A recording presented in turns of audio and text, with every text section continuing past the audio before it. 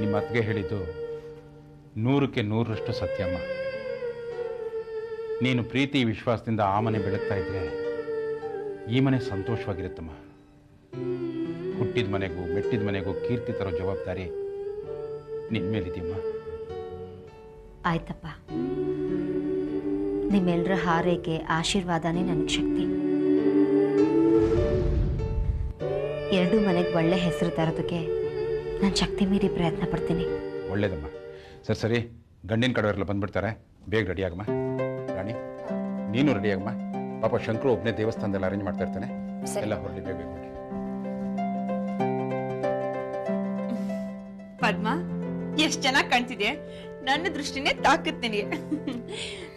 ಪದ್ಮ, ಇದುವರೆಗೂ ನೀನು ಕುಮಾರಿ ಪದ್ಮ, ಇನ್ನು ಮುಂದೆ ಶ್ರೀಮತಿ ಪದ್ಮ ಅಂದ್ರೆ ಮಿಸಸ್ ಮಾಧವ ಅಲ್ವಾ? ಅತ್ತೆ, ಪದ್ಮ ನಾಚ್ಕೋತಿದ್ದಾಳೆ.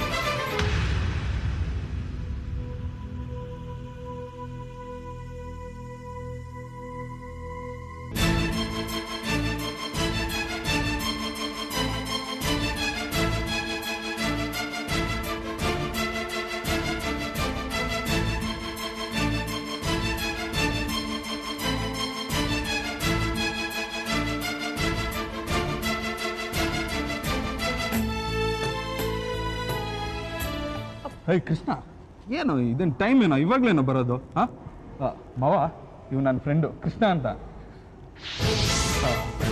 ಇವರು ಅವ್ರ ಧರ್ಮಪತ್ನಿ. ಬರೋ. ಅಪ್ಪ,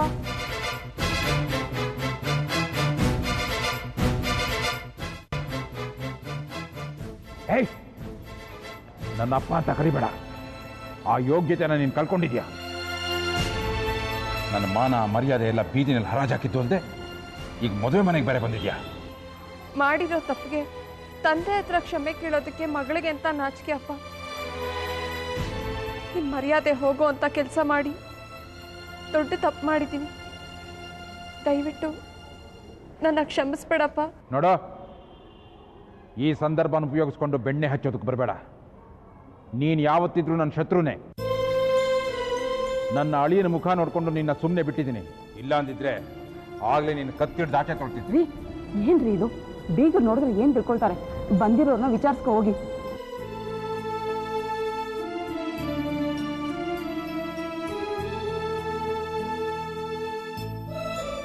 ಅಮ್ಮ, ನಾನಿಲ್ಲಿಗೆ ಬಂದಿದ್ದು ನಿನಗೆ ಬೇಜಾರಾಯ್ತಾ? ಸಂಧ್ಯಾ, ಹಾಗೆಲ್ಲ ಮಾತಾಡ್ಬೇಡ್ವೆ.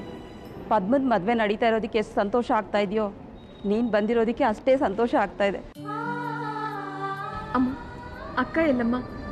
ಅವಳನ್ನ ನೋಡಬೇಕು ಅಂತ ತುಂಬ ಆಸೆ ಆಗ್ತದೆ. ರೆಡಿ ಆಗ್ತಾ ಇದ್ದಾಳೆ ಬಾ. ಏನ್ ಅಷ್ಟೊಂದು ಕನ್ಫ್ಯೂಸ್ ಆಗಿದೆ ಪದ್ಮ. ಅದ್ ನೋಡ ಚೆನ್ನಾಗಿದೆ ಪದ್ಮ, ಯಾರು ಬಂದಿದ್ದಾರೆ ನೋಡು.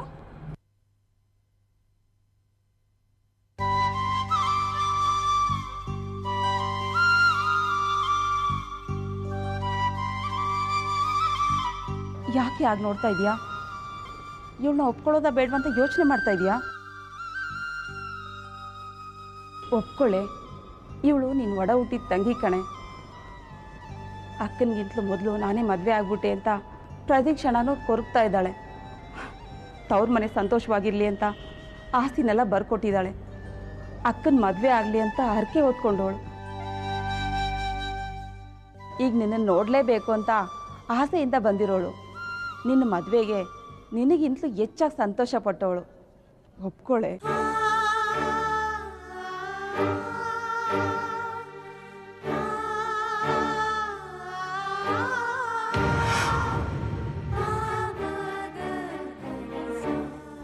ಅಕ್ಕ, ನಾನು ನಿನಗೆ ತುಂಬಾ ನೋವು ಕೊಟ್ಬಿಟ್ಟೆ. ನನ್ನ ಕ್ಷಮಿಸ್ಬೇಡು. ಇಲ್ಲ ಸಂಧ್ಯಾ, ಕ್ಷಮಿಸ್ಬೇಕಾದವಳು ನಾನಲ್ಲ, ನೀನು. ಇಷ್ಟು ದಿನ ನಿನ್ನನ್ನು ತಪ್ಪು ತಿಳ್ಕೊಂಡು ದೂರ ಇಟ್ಟಿದ್ದೆ. ನಿನ್ನ ಮನಸ್ಥಿತಿ ಏನಿರ್ಬೋದು ಅಂತಲೂ ಯೋಚನೆ ಮಾಡಿರಲಿಲ್ಲ.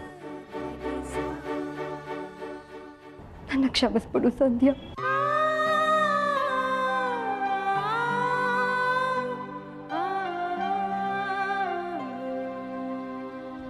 ನಿನಗೆ ನಾನು ತುಂಬಾ ನೋವು ಕೊಟ್ಬಿಟ್ಟೆ. ನೀನು ನನ್ನನ್ನು ಕ್ಷಮಿಸ್ಬೇಕು. Hello, excuse me. ಒಬ್ರನ್ನೊಬ್ರು ಸಾರಿ ಕೇಳಿದ್ ಸಾಕು. ಇದು ಸಾರಿ ಕೇಳೋಂಥ ಟೈಮ್ ಅಲ್ಲ, ಸಂತೋಷ ಪಡೋ ಸಮಯ. ಎಲ್ಲಿ ಕಣ್ಣೀರು ಒರೆಸ್ಕೊಳ್ಳಿ. ಕಮ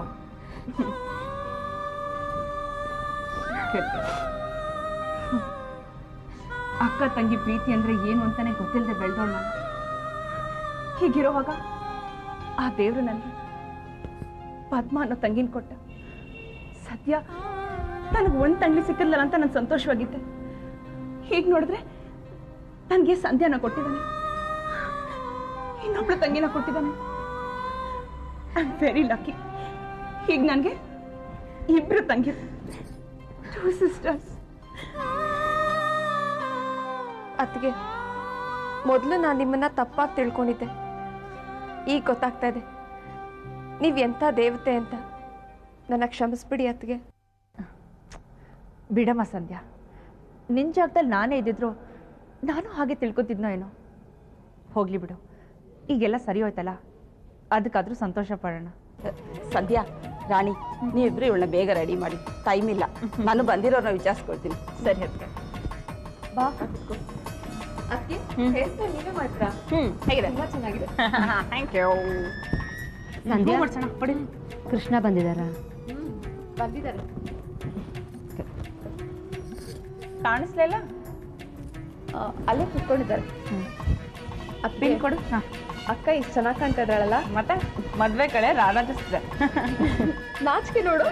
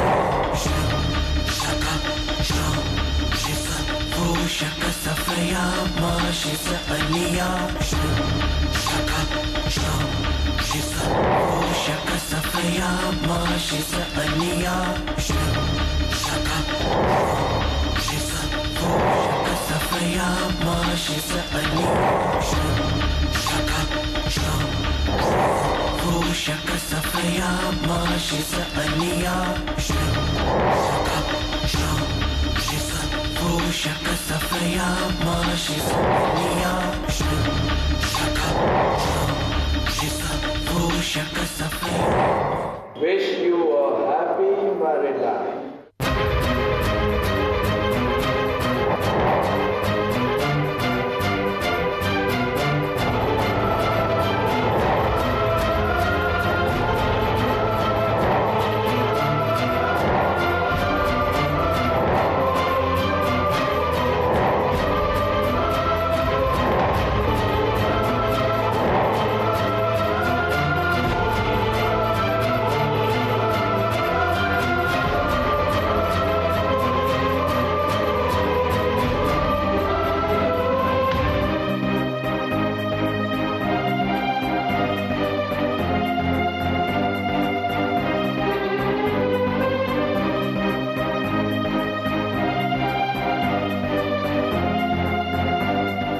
ಸಾರಿ ಪದ್ಮ, ಇವರು ಬಿಡಿ ಸರ್, ನಮ್ಮದು ಪರಿಚಯ ಮಾಡಿಸೋಕ್ಕಾಗದಂಥ ಸಂಬಂಧ.